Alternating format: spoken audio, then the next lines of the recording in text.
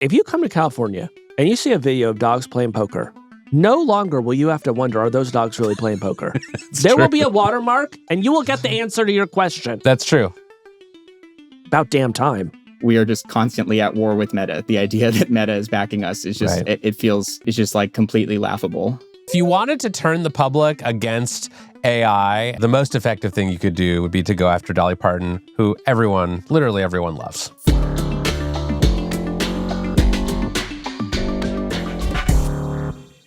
Casey, I heard the big news this week in tech is that Waymo is going to London.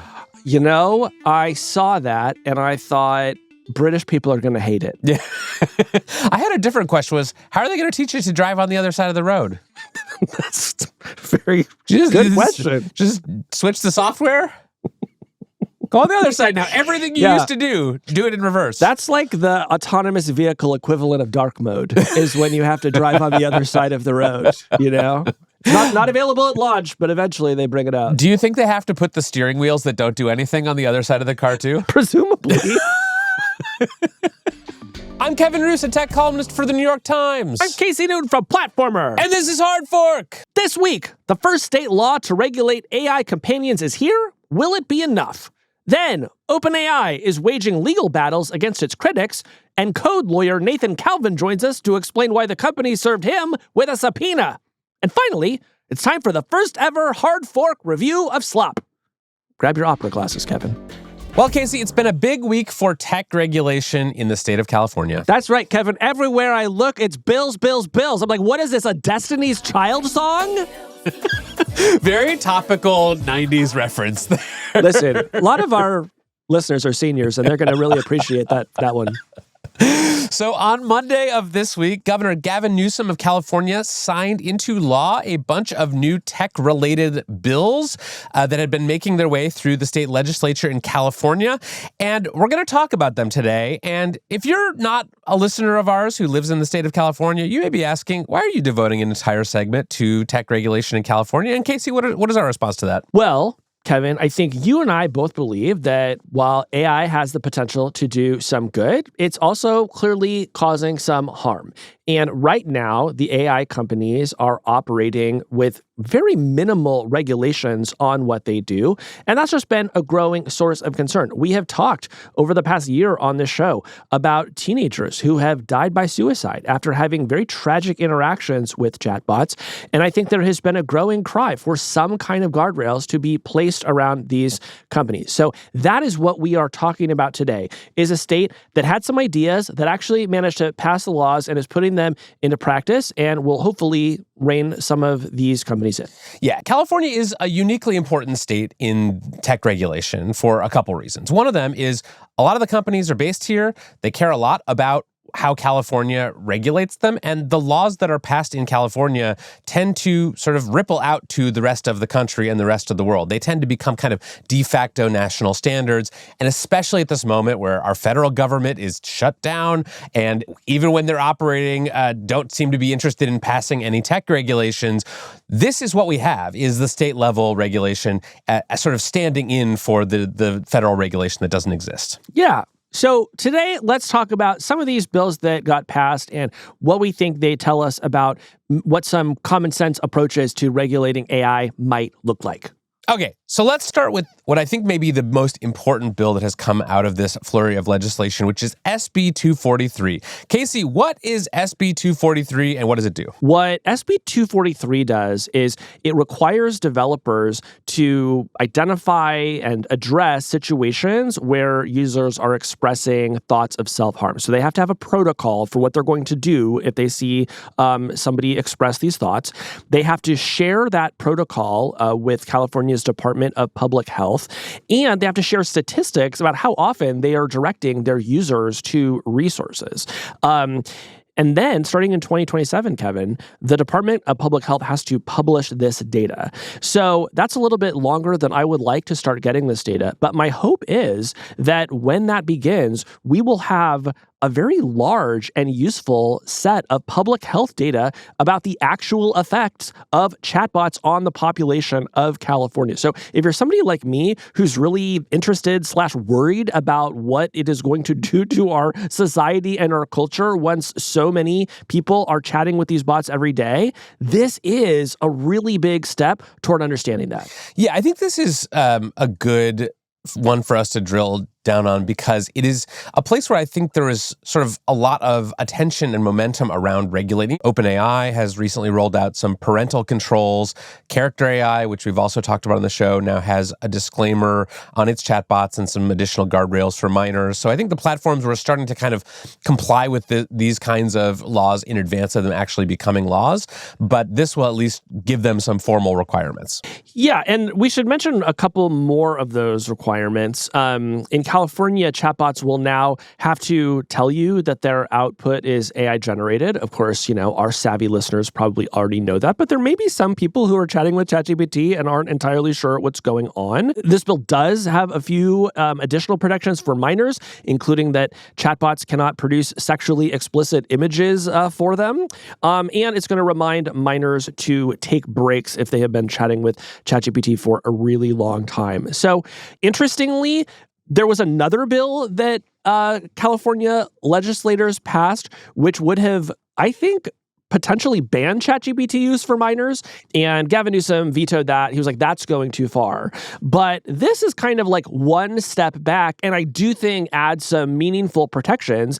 And no longer do we have to rely on the goodwill of an OpenAI or a character AI to implement these things. Now it's just in the law, and it says you actually have to do this. Now, does this law apply to all of the AI platforms, or just the really big ones with hundreds of millions of users? So according to a legislative analysis, it will apply to basically any chatbot that can be used as a companion. And initially, I didn't know, would that include ChatGPT? Most people, I think, don't really think of ChatGPT as a companion. But according to this legislative analysis, yes. Look, if you're talking to it for 3 hours a day, it's some kind of a companion to you. Yeah, I think this is a case where the industry kind of understood that something was going to be done about chatbot companions in the arena of state regulation.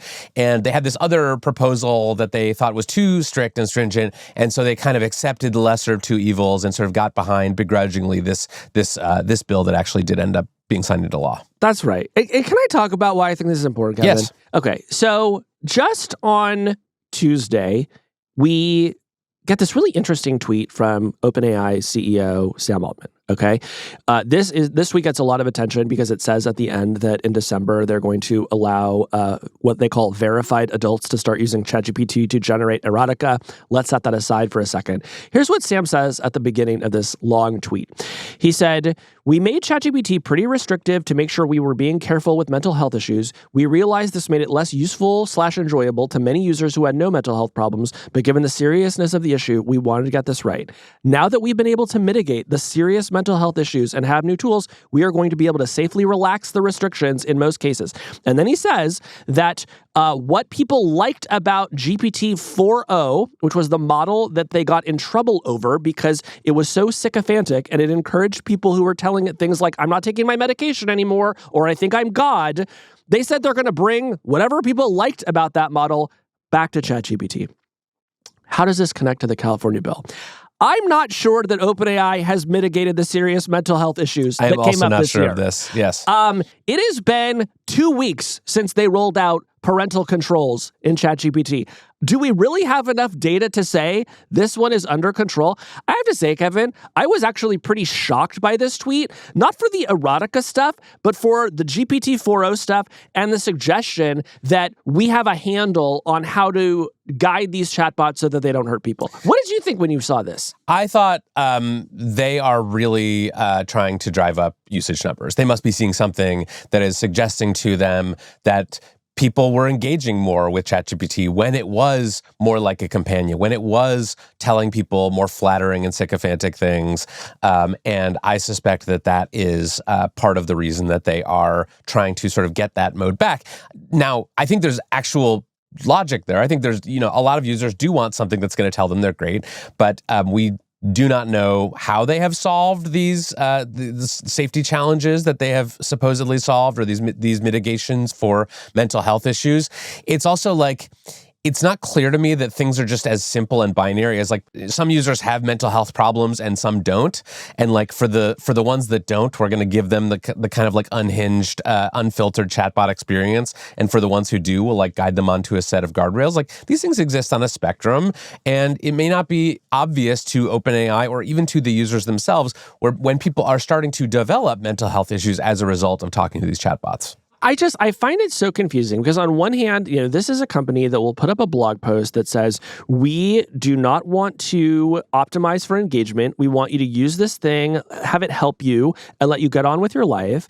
And then they release Sora, the infinite slop feed. And then they say, we're bringing back the most sycophantic AI personality in the history of the company because we know that some of you out there might need a friend. So it really feels like there are two wolves inside of OpenAI right now. And I think it just makes necessary some common sense legislation that starts to put some guardrails around this and signals to these companies that they cannot just do whatever they want. Yeah, I mean, I guess we'll have to see how the AI companies comply with these. I do not think that this law is going to dissuade them from trying to build the chatbot companions, because that's obviously a lucrative industry for them. But I hope it does make them pay more attention to things like safety and mental health for especially younger and more vulnerable users. Yeah. Now, at this point, our listeners are thinking, Kevin, you told us that there were actually a lot of bills that California passed, and I'm desperate to know what they are. Well, Casey, buckle up. I'm going to run through a few of the other bills here. We won't talk about all of them in that much detail, but we have AB 621, which provides stronger protections against deepfake porn.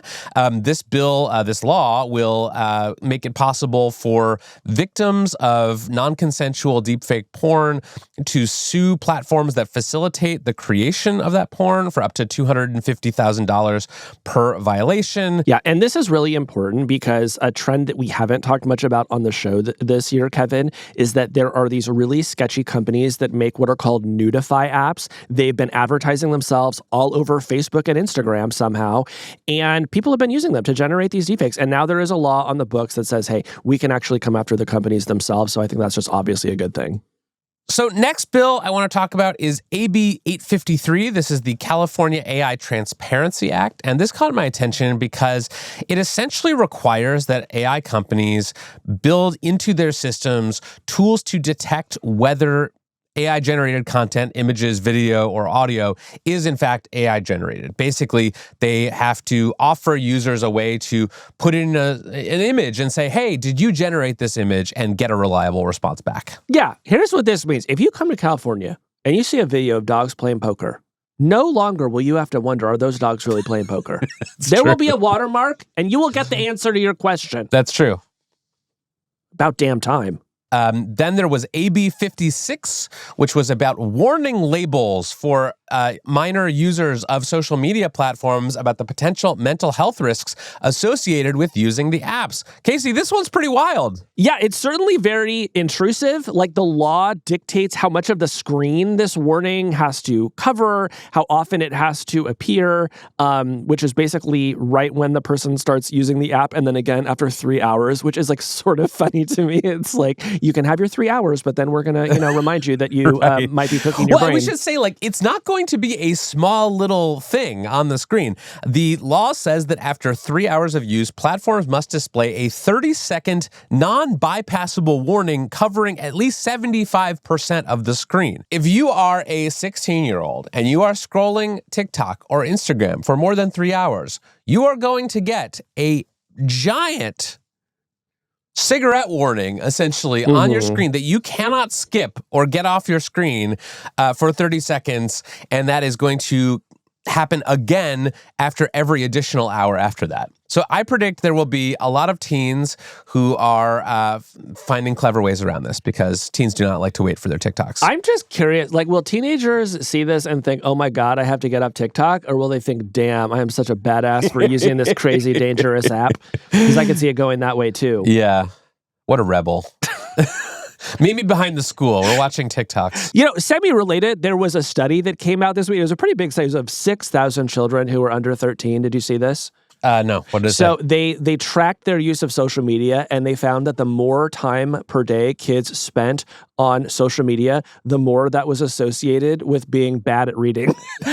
And so my question is, should this warning say, hey, kids, be careful, this app could be bad for your mental health? Or should it say, you are actively becoming worse at reading than everyone in your class? I actually think that might be more effective. Yes. Actually, in order to bypass the warning label, you should have to do like a reading comprehension quiz based on a short story by Ernest Hemingway. Just say like, no more TikToks for you. Yes. Until you can tell me what The Old Man and the Sea was about. I'm still trying to find that one out. All right, next bill. This one is one I wanted to get your take on. Yeah. This is AB 1043. This is about age verification, a subject we've talked about on this show before. This bill would require that Apple and Google, which make the two most popular mobile operating systems, verify users' ages in their app stores. Casey, explain what this bill does and whether it's a big deal or not. Yeah, so there are a bunch of different approaches to what they call age assurance in the business. And the reason that this one is notable to me is that California actually took the approach that I favor, which is that when someone is setting up a device for their child, the parent inputs the age of the child, and that information is then passed along to the App Store and to the developers. And the thing that is great about that is that it seems like the most privacy protecting of all of the age assurance protocols that we've seen, right? Other states, they want you to potentially like upload a driver's license, right? You're providing a lot of really personal data. Some of that is being held by third parties. All that stuff is subject to, data breaches and who knows what else. In California, it's just like, hey, you're the parent, you're the guardian, you tell us how old your kid is, and we will make sure that they don't download an app that they're not supposed to have. Right. So instead of what's happening today, which is that every app asks you to sort of say how old you are when you sign up and create an account, and it just kind of works on the honor system. This would essentially force Apple and Google to, when you're getting a new iPhone or a new Android phone, and your parents are helping you set it up, they kind of like put in your birthday, and as a 16-year-old, it shows, okay, I am a minor, I'm 16 years old, and then your phone will like pass that information to every app that is trying to be installed on that phone. Is that more or less correct? Exactly. Now, you said you favored this solution. Yeah. Are you taking credit for this bill? No, I'm not taking it. It also wasn't my idea. Like other smart people, have been talking about this for a while, but I've written about it in the past. And this is what I said I thought we should see happen. And, every once in a while in a democracy, you got to see something you actually wanted. It's a lovely thing when that happens. Every once in a while, you have a good idea. Yeah, cherish it. Cherish the moment. All right. One more bill we should talk about, because this is the one that has actually gotten most of the attention and a lot of the lobbying dollars. This is SB 53. This was actually signed into law last month. This is the Transparency in Frontier Artificial Intelligence Act. This is the sort of successor bill to SB 1047, which we talked about on the show before. That bill was vetoed by Governor Newsom last year. This new bill is essentially a watered-down version of that bill. It establishes some basic transparency requirements for the biggest AI companies, what they call large frontier developers. It requires them to publish information about their safety standards and create a new mechanism to report potential critical safety incidents to the California state government. It also establishes some whistleblower protections for people inside the companies who may want to disclose some significant risks posed by their models. And this one did pass and was signed into law. Casey, do you think this is a big deal? I think it's great that we have some transparency requirements. I think that it's great that we have some whistleblower protections. When I think about the things regarding AI development that concern me the most, this bill does not speak to them. But I feel like the main reaction that I read to this bill is a bunch of people saying, yeah, this couldn't hurt. Right. Like that's kind of how this feels. It's like, yeah, it's fine. Right. It feels pretty toothless to me. And it also is basically sort of codifying something that a lot of the companies are already doing anyway. I think of the large frontier developers, all or nearly all of them already publish things that would sort of put them into compliance with this law. So I like the idea of not just relying on voluntary self-regulation, but this seems like a pretty weak bill that was, weak enough that the most of the AI industry didn't feel like it was worth opposing, although there were industry groups that lobbied against it. But I think for the most part, they said, okay, well, this is better than the one we tried to kill last time.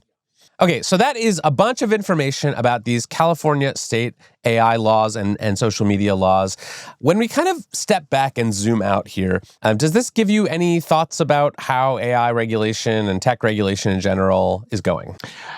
I think in some ways it's going better than I expected, Kevin. You know, we covered the past decade of lawmakers twiddling their thumbs, wondering how social media ought to be regulated. It took too long. Some of those efforts have finally gotten off the ground at the state level, but after a lot of harm was done. In the case of AI, we are earlier in that kind of epoch of tech, but already we've seen California and other states make some pretty decisive moves to build some guardrails, create some transparency requirements, and I think that's a really good thing. We're going to have to see how effective these things are, but I just want to say we need something like this. It is important that this week OpenAI came out and said, despite everything that has happened this year with their chatbots and mental health, they are going to hit the accelerator on making them more personable, more sexual, and more powerful. That will continue to have reverberations, and we need state lawmakers paying attention to that. We need federal lawmakers paying attention to it, too. Well, be realistic. I can't talk to you when you're being hysterical. What this makes me feel like is, God, I wish we had a Congress that could do something about this. Yeah. I am sympathetic to the AI companies on this one point. I do not think that state-level regulation is the best way to do this. I do not think it is good or efficient to have 50 individual states all kind of coming up with their own bills and trying to pass them, and then have the AI companies have to look at all the 50 states and decide how they're going to build systems that comply with all of those. That does not feel like a good solution to me. But for that to not be what happens, for that to not be the default path here, we are actually going to need Congress to step in and do something at the federal level. And right now, our government is shut down, so I don't have high hopes. But I think that in the absence of Congress getting its act together and deciding to do something federally, what we're going to end up with is a bunch of states doing what California has done here and just trying their best to get some rules on the books while they can. Yeah, I agree with that. I would add that Senator Josh Hawley is currently circulating a draft bill that would ban AI companions for minors. Who knows how far that will make it through. But I do think that there are a significant number of members of Congress who would like to see something like this happen. The question, of course, as ever, is whether they can get something across the finish line. Yeah. All right, Casey, that is what's happening in California. When we come back, we'll talk about how this legislative fight got personal for one AI lawyer.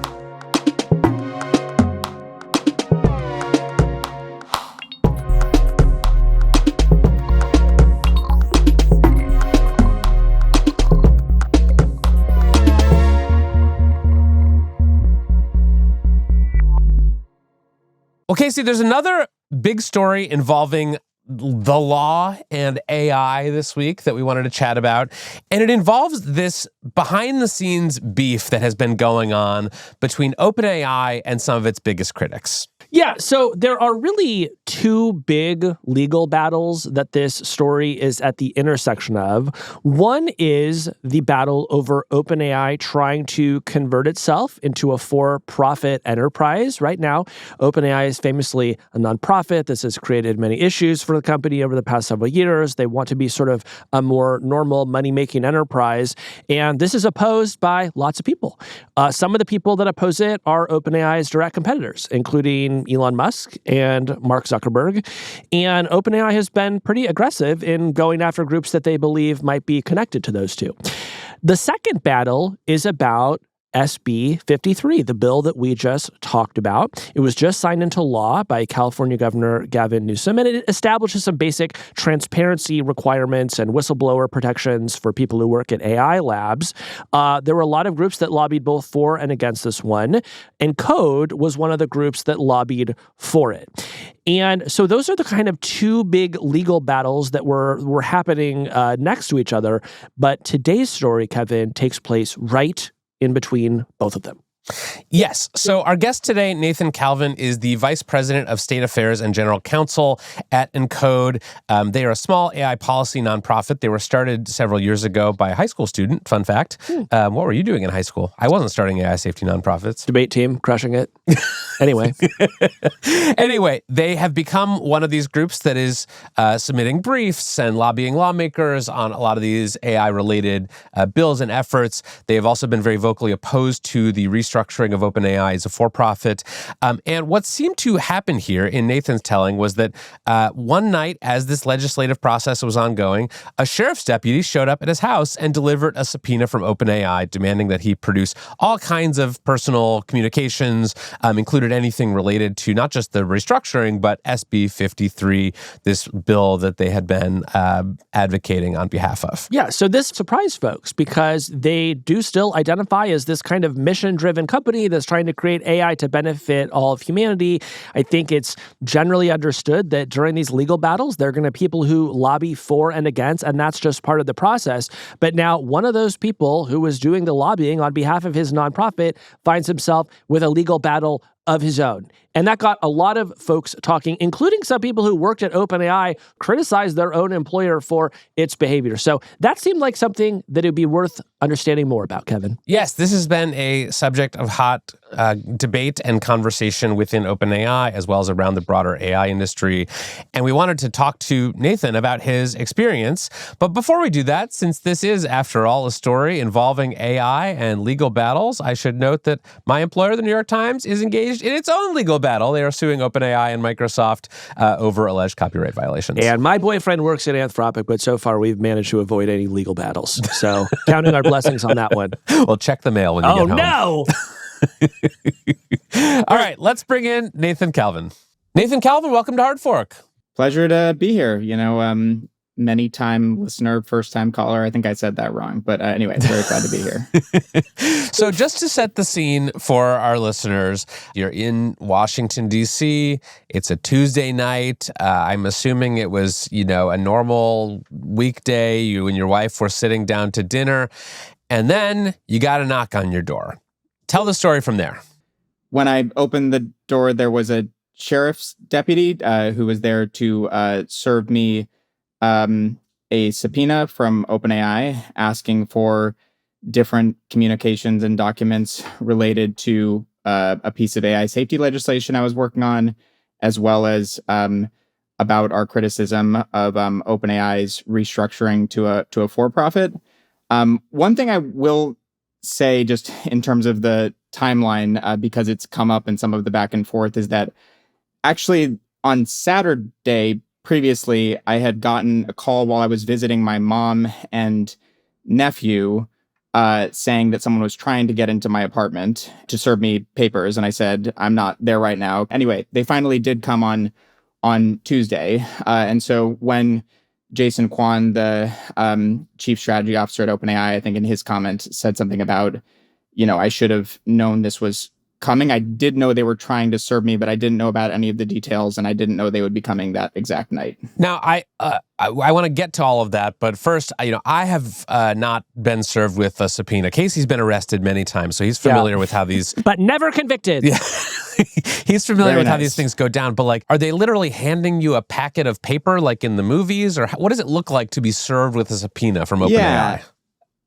It is just a stack of papers. I did not know, again, I am a lawyer, but I didn't know that sheriff's deputies are the ones who at least some of the time serve subpoenas in DC. I later learned that that's not incredibly unusual, but it certainly was, surprising from my perspective. I don't know. To be clear, the guy was perfectly nice. I don't know, just to some degree, after I had heard on Saturday that someone was trying to serve me papers, by the time it kind of actually happened and they were at my door, there was a little bit of okay, now I can figure out what is actually happening. And kind of, it was honestly the days preceding hearing that it was coming and it actually happening were honestly some of the most stressful. And it's okay, now I can figure out at least what we're dealing with and how to respond. When you got into AI advocacy, was this on your radar as something that would likely to be happen, that people would be saying okay, you got to show us all the emails you've been sending about this? No, I don't know. My mom worked in for the American Academy of Pediatrics for 25 years and was involved in litigation against tobacco companies. And they came and,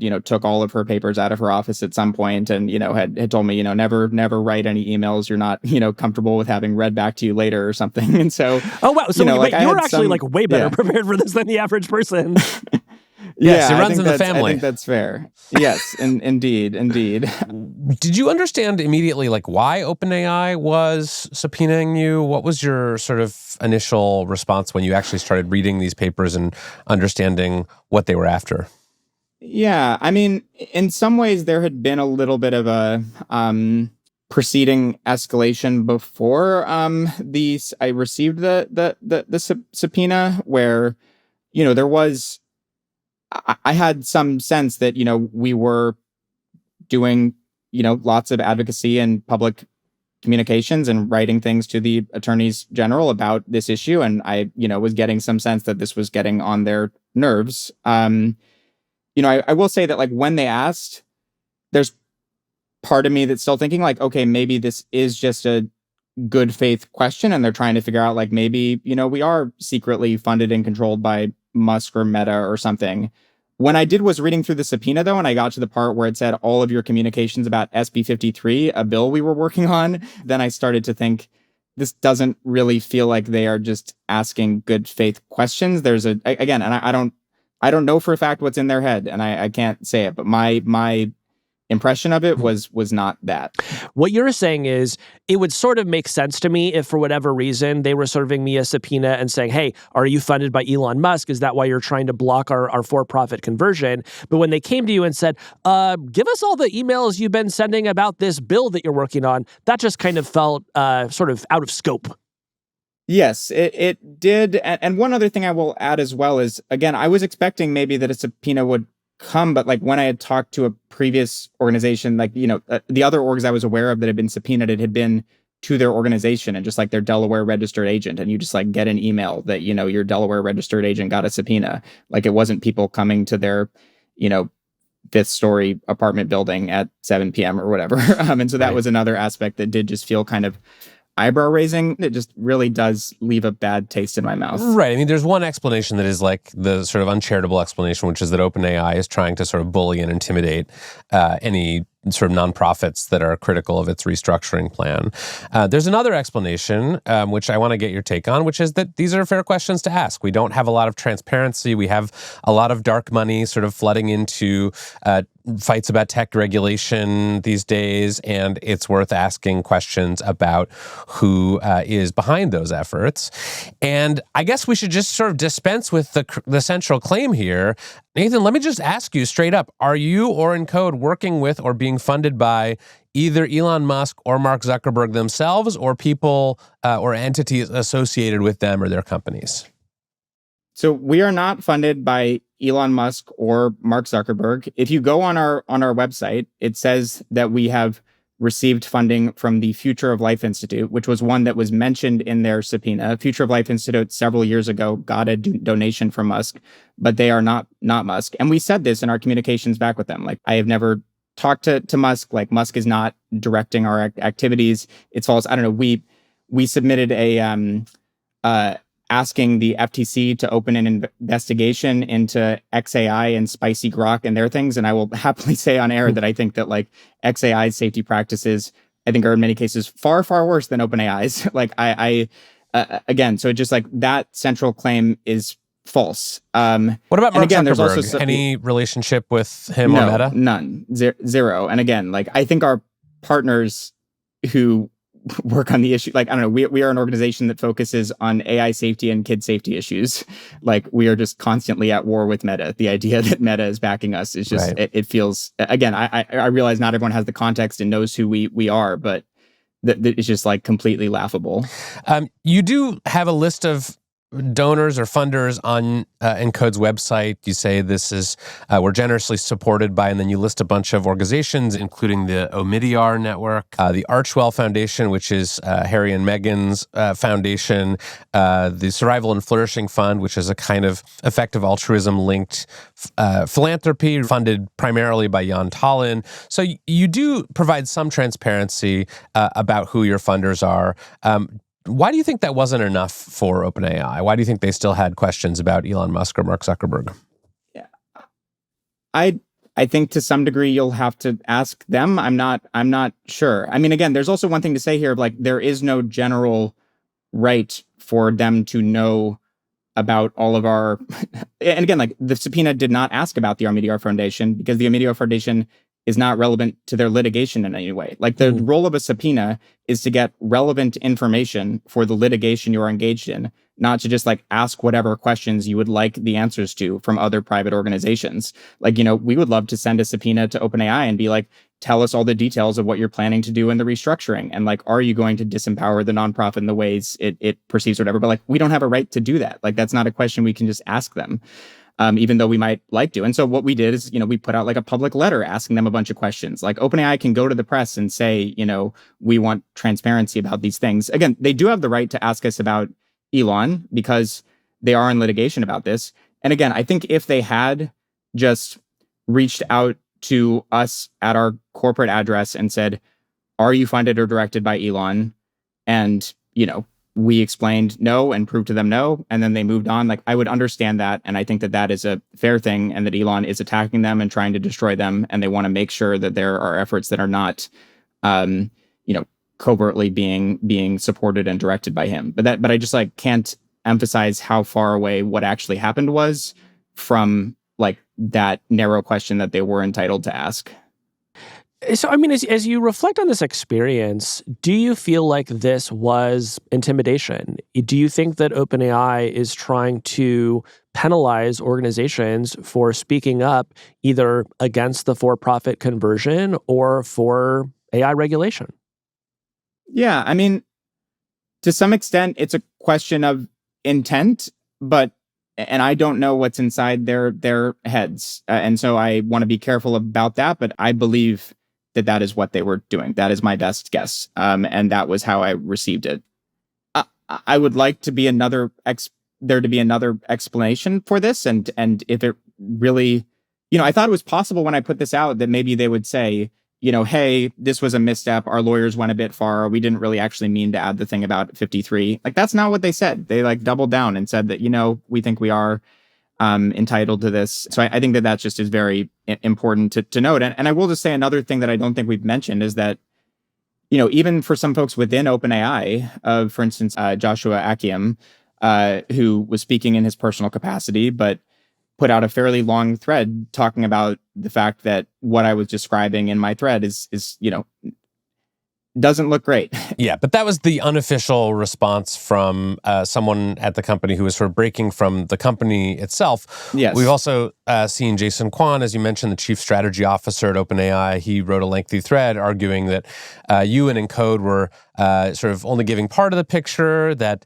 Encode doesn't disclose their funding, and that this is not about SB 53. Jason said, quote, we did not oppose SB 53, and they said that basically this was sort of a tempest in a teapot. There was also a quote that a lawyer for OpenAI, Ann O'Leary, gave to the SF Standard, saying, we welcome legitimate debate about AI policy, but it is essential to understand when nonprofit advocacy is simply a front for a competitive commercial interest. What do you make of the official OpenAI response to what you claim? So one thing is, I think Jason focuses on the fact that we became involved with the lawsuit between Elon and OpenAI by filing an amicus brief arguing that it was in the public interest for OpenAI to remain a nonprofit. Jeffrey Hinton also, made some positive comments about our amicus and showed support for our arguments. He's also someone who, by the way, has called for Elon Musk to lose his status with the Royal Academies, and is really not a fan of Musk. If you want another example of not everyone who is critical of OpenAI's restructuring is a Musk fan. Yeah, I mean, also on the point of the did not oppose SB 53, it is true that they never put out something saying that they formally opposed it, but their global affairs head, Chris Lehane, did send a letter to Governor Newsom at a time when SB 53 was in, pretty heated discussion, saying that he believes the correct path for California is to have an exemption from its AI frameworks for any company that signs on to an agreement with the federal government for testing, or that says that they will be adhering to the EU AI Code of Practice, which in practice means a complete exemption from the California law. So, I mean, you can say that advocating for you to be completely exempted and all of your bunch of your fellow companies to be completely exempted is not the same as opposing it. Like you can ask a linguist for whether that's fair, but I think it still is important context that he did not discuss. What now? Are you going to send OpenAI the information that they're asking for? Are you planning to do any more transparency around your funding or your advocacy efforts? What's the next shoe here? So we sent them our objections and responses where we laid out in 4 areas that were relevant, like for instance, our communications or funding received by Elon, saying that those didn't exist, and saying that for the other pieces of information that they were not relevant. They never responded to that. They could have filed a motion to compel, saying to the judge that we have to turn them over, but they didn't do that. My view, again, don't know this for sure, is that they didn't know that because they realized a judge would not grant that motion because they were not in fact relevant. And yeah, I mean, I think there are fair discussions about transparency. I mean, I think there's fair things if, some of our donors want to be private, and when you're donating to C4s, you have the right to give money privately. We have listed on our site a lot of our donors, and I think I think you get a clear impression of the different types of motivations that people have who are funding us. But I think this kind of like larger discussion about like what the appropriate transparency is for folks involved in the advocacy process is very different from like, I don't think that's like what OpenAI cares about here or why they're asking about this. And even in the subpoena, which was an overreach in many ways, like they don't talk about, the Omidyar Foundation, which again is listed on our website as a funder. We're not hiding that fact because it's not relevant to their litigation with Musk. So, but you said there are donors that you don't list on your website who want to remain private. Would you like to tell us who they are or how much they're giving you? Not here. No. Okay, just checking. I have to ask. Fair. I mean, I think the they're not Musk or Zuckerberg. They're not Musk or Zuckerberg. We don't take money from frontier AI companies. Yeah, I don't know. I will say that. Okay. Yeah, and I think it's a reasonable thing to advocate for, that all of these groups should be required to disclose much more about who funds them. But I think that should apply equally to organizations that are pushing for the other side of things here. I think I think that's fair. Yeah. I think that's a fair discussion to have. I'm just not sure OpenAI is like the one to make that argument. So as you look back on this episode, how has it changed the way that you think about OpenAI? I genuinely have a lot of positive feelings about OpenAI and think that they do many things genuinely better than their peers, for instance, like Meta or XAI. And I think that, for instance, some of their safety research and system cards are things that they have even improved on in recent months and have done a genuinely good job of. And I think that there is some of a feeling among some people at OpenAI that they get disproportionate criticism relative to their peers. And I think that there is, some truth in that. One thing I'll say is, like, I don't know, if one of their peers had been the one to show up at my house and give me a subpoena, I would have said about that too. But it was OpenAI that was the one that did it. And also, I think there's some aspect that OpenAI is a nonprofit, and they are a nonprofit that has a mission to ensure that AGI benefits all of humanity. And they are in the process of trying to weaken and get around that legal mission and be able to consider profit more in their decisions.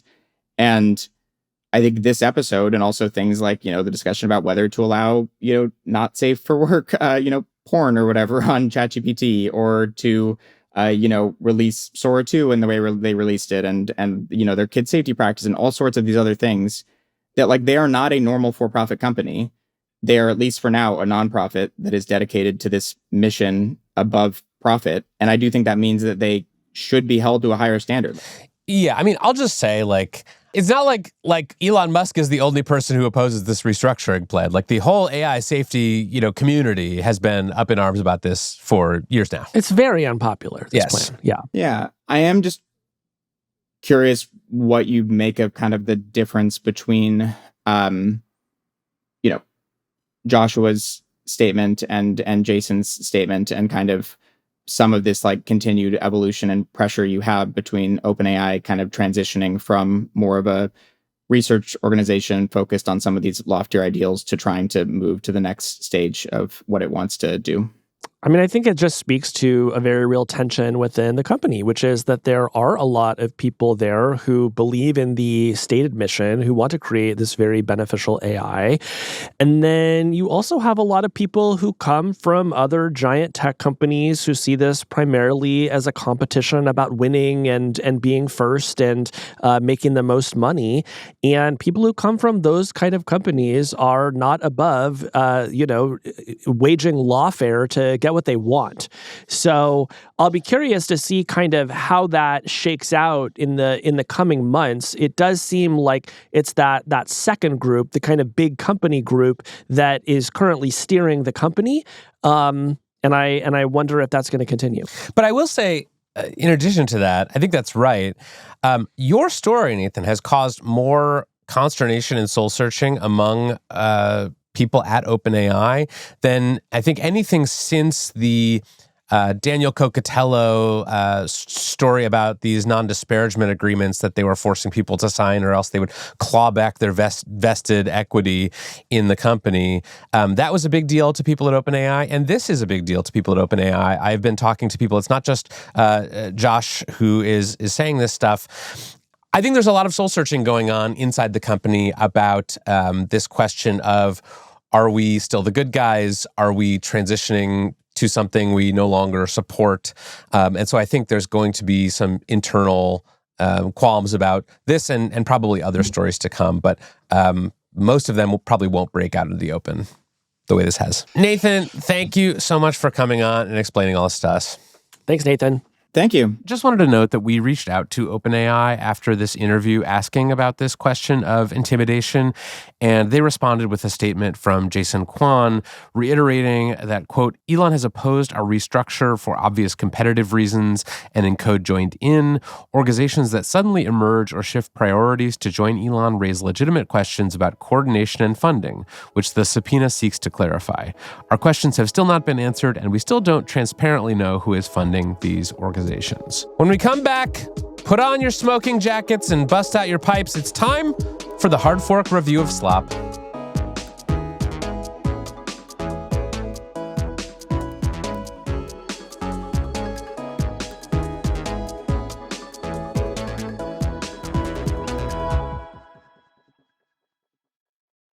Well, Casey, over the last few weeks on our show, we've been talking a lot about Slop. We have, and it seems like the more we talk about it, the more of it appears all over the internet. Yes, it is taking over the internet, and for that reason, we thought we should introduce a new segment that we are calling the Hard Fork Review of Slop. The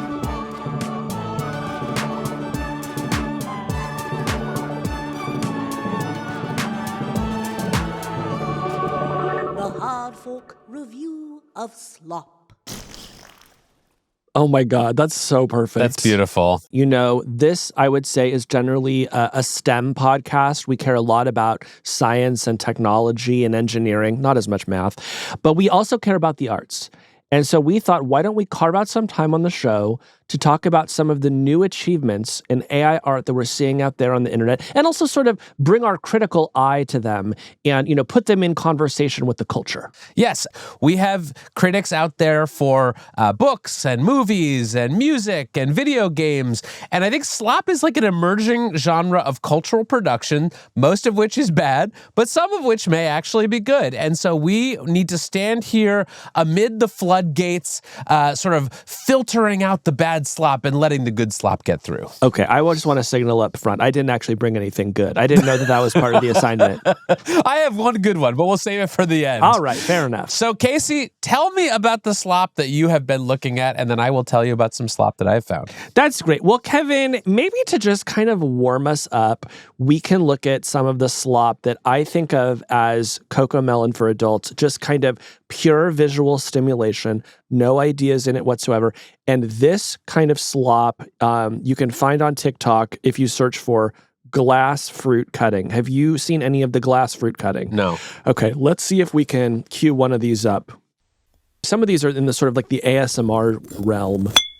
This man is cutting into a coconut with a knife, but the coconut is glass. Oh, the kiwi is glass.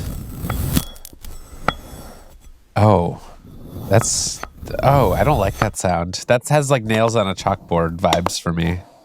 This is what's replacing reading in our schools. I mean, literally. Now, what I liked about this one, Kevin, is it's glass pancakes. Ooh. With a beautiful maple syrup. You really hate that sound, don't you? That's a jump scare sound for me. Oh, we got a donut, a glass donut. We'd love to see a glass donut. Just cutting through the glass bowl of cereal there. The physics here are actually kind of impressive, right? To me. Like, it is showing the reflections of the knife in the glass. It looks vaguely realistic. Yeah. It's like, it's weird because it's like the food looks delicious, but beautiful, but then it's glass, so it's off-putting. Yeah. Like, it just sort of, it doesn't make any sense, and so it hypnotizes your brain into this sense of, I don't know what I'm watching, I don't want to look away, Yes. And I'm going to stop thinking words. Yes, it's sort of like the spiritual successor to those like Crush videos where they'll just have like the hydraulic press, and they'll just like press down on like 7 objects. Yeah, and now instead of just wasting those objects, we can waste water and electricity. All right, what do you have?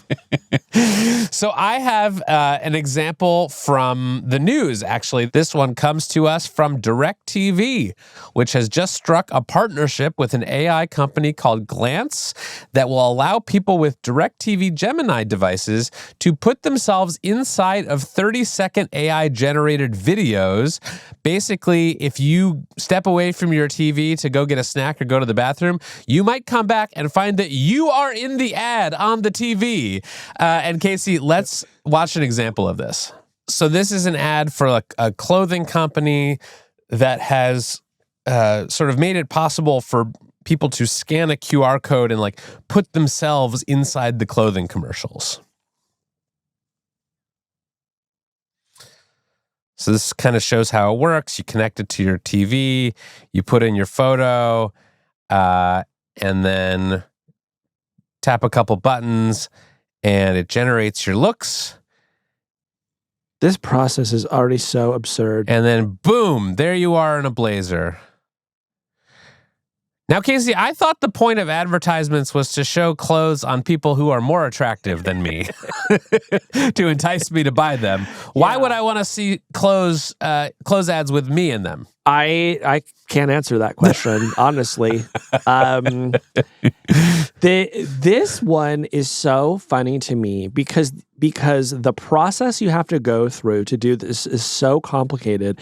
I basically cannot imagine a single person doing this. First of all, you already have a TV that is like working against you, right? Like the way that this works is that if you have one of these TVs and you leave it idle for 10 minutes, AI takes over, which is like, it's kind of like, if the bus goes below 55 miles an hour, it explodes. Yes. This is that, but for like AI advertising. And then after it shows you these images, then it's up to you to go scan a QR code and take a photo of yourself. Like, no one who is watching TV wants to do any of this at all. So, it's a very silly process. And, I mean, in the demonstration, the photos look fine. They look fine. They look fine. Yeah. But let me ask you this. Do you not know what you look like with a jacket on? You know what you look like with a jacket on. Let me just say this. What are we doing here? That is my review of this. What are we doing here? We are selling advertising technology, Casey. Okay, you know what? We need to sort of turn the temperature down. So now I just want to show one that made me laugh. I call this one Woman on the Walmart Shelf, if we want to cue this one up. I saw this one on TikTok, although it does have the Sora watermark on it. And I think this speaks to the ability of AI Slop to just kind of create like a classic pratfall physical comedy situation. This one involves what looks like store security cam footage of an older woman on a very high shelf inside a Walmart. And there's a police officer who's looking up at her as our story begins. Ma'am, please come down from there. You want me to come down? Yes, ma'am. All right. And she does a header off the shelf and crashes into the police officer. So, Kevin, what did that one make you feel? There's a lot there. There's a lot of layers to this onion. Okay, Casey, some questions about this video. Yeah. Is this a one-off, or is there a larger genre of older people falling off the top shelf at the grocery store onto a police officer? It's a whole interconnected cinematic universe with sort of, these very rich sort of characterizations. The vocal performances are really amazing. So I encourage you to get into it. Some beautiful stuff. No, this is a one-off, Kevin. I've never seen anything else related to it. Yeah, Yeah, I'm not worried that people are going to start throwing themselves off the shelves of grocery stores to sort of mimic the trend here. This one feels pretty harmless to me. I appreciate inspiring older people to do things like climbing up to the top shelf of the grocery store. I mean, look, these days, anytime I see a Sora video that isn't like misappropriating the likeness of Martin Luther King Jr., I say that's a win for Slop. Yes, this one, I think, pretty harmless. All right. What else you got? Well, this next one, Casey, was not harmless because it involved America's queen, Dolly Parton. Oh, no. Leave her alone. Basically, some sicko out there has been generating AI images of Dolly Parton looking very sick, including at least one image of Reba McEntire visiting Dolly Parton on her deathbed, which went around on the internet and led to a bunch of rumors that Dolly Parton, God forbid, was dying. Oh, no. See, I hate this. Yeah, I don't like this either. Let's watch Reba's video summarizing the whole thing. You tell them, Dolly, that AI mess has got us doing all kind of crazy things. You're out there dying, I'm out here having a baby. Well, both of us know you're too young and I'm too old for any of that kind of nonsense. But you better know I'm praying for you. I love you with all my heart, and I can't wait to see you soon. Love you. So Dolly also made a response video that she posted on social media. Wait, just to be clear, what you showed me was real, not Slop. That is Reba McEntire's actual Instagram account. That is Reba McEntire's actual Instagram account. She does show some of these Slop images inside the thing of Reba at Dolly's deathbed. And Dolly responded with another real video from her real social media account saying, quote, "I ain't dead yet." So, Casey, what do you make of this one? I mean, this is so bad. So many of the fears around misinformation have been, there will just become a time when you can't tell what is true and what is false. And the better that image generation software gets, the more of these little viral hoaxes we're going to see going around. So this is super bad. I'm truly trying to what kind of person do you have to be like, today is the day that I create a rumor that Dolly Parton has died and I'm going to use Sora to prove it. Truly. It is mind-boggling to me. If you wanted to turn the public against AI and against AI-generated content, the most effective thing you could do would be to go after Dolly Parton, who literally everyone loves. No, I hope Jolene finds whoever did this and does a number on him. Let's just say Dolly Parton's lawyers are going to be working more than 9 to 5. This next one is sort of a narrated journey. We are returning to Walmart for this one. And this creator is very interested in the use of AI to create art on products. So you're sort of I've seen some that are at a craft store and there's framed pictures of what has clearly been AI generated. In this case, she picks up some butter cookies at Walmart and makes a pretty convincing case that it is Slop art. And I enjoyed this journey. Let's see how it looks here. This is bad. I didn't think it could get worse, but you guys were right. The butter cookie tins at Walmart are way worse than the popcorn tins. Because why is Santa throwing ass? Why is he squatting on a table? Why does he look like he's about to twerk? What is his hand doing? What is that? Look at the background. Do you see? Santa has the fattest ass in this. And what is this wall full of random things? Can you make out what any of that is actually supposed to be? It looks like there's cobwebs on the roof, whether that's intentional or not. I don't know. This is just straight up It's just random shapes on the wall. About it. I have to say, this video made me feel very naive because I did not realize that there was mass-produced products in Walmart stores that is AI generated Oh, art. yeah. And I also love that there are now like slop detectives who are just going out there vigilante style and like investigating the slop on the shelves of their local Walmart. That's beautiful to me. We need more citizen participation. Honestly, it could be a segment for our show, Slop Investigations. Shop till you slop. Something to think about. Let me ask a question. Yeah. If you're shopping and you pick up an object and you see that, there's slop art, does that affect the way that you want to buy it or not buy it one way or the other? No. Okay. I mean, I think there's like a whole like category of art that basically doesn't matter, which is like the stuff on the cookie tin, right? The stuff at Walmart. No one is winning any prizes for that. No one is reaching any new heights of creativity. Basically, this is just a way for the butter cookie manufacturer to save a couple bucks and not have to hire an illustrator or use some stock art from the internet. And do you think they're passing the savings on to us, the customers? Probably not. Probably not. That's probably going right to their bottom line. That's unfortunate. Yes. What about you? Would you be less likely to buy something if a slop had been used in its advertising? I mean, maybe, because I think it speaks to a kind of cheapness and a lack of care. And so if I were buying like a heart defibrillator and I saw that there was slop art on the box, I would say, I don't know if I could trust these people. What about butter cookies from Walmart? Are you going for quality when you're buying butter cookies from Walmart? I want only I want brown butter if it was going to be butter cookies.